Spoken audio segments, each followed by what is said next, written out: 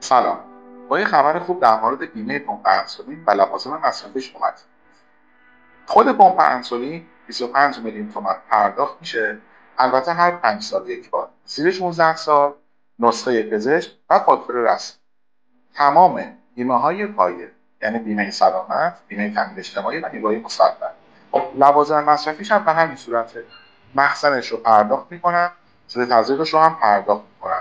مخزنش در سال عدد 360,000 تومنه و سود تزریقش عدد 8 میلیون و 400,000 تومن هستش.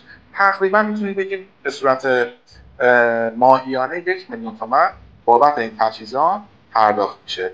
یه خبر قشنگترش این هستش که سنسور پمپ تزریق انسولین و سنسور اندازه‌گیری قند خون در سال عدد 120 میلیون تومن رو براش پرداختی دارن.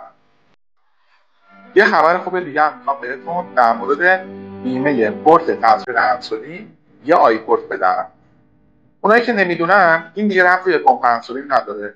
برای کسایی هستش که میخوان از تزریق‌های مکرر روزانه رها بشن و درد سوزن رو نداشته باشن و دفعات ورود سوزن تو بدنشون کمتر بشه.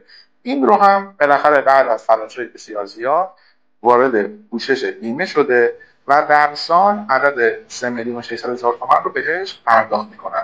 این هم باز باید زیر 16 سال باشید، حتما نسخه پزشکی لازم هست و فاکتور رسمی شرکت. امیدواریم که تجهیزات بیشتری و با مبالغ بیشتری در پوشش بیمه به زودی قرار بگیره. اگر سوالی دارید هم میتونید توی کامنت ها از همون در مورد بیمه ها و وضعیت پرداختیاشون بپرسید. خدا نگهدار.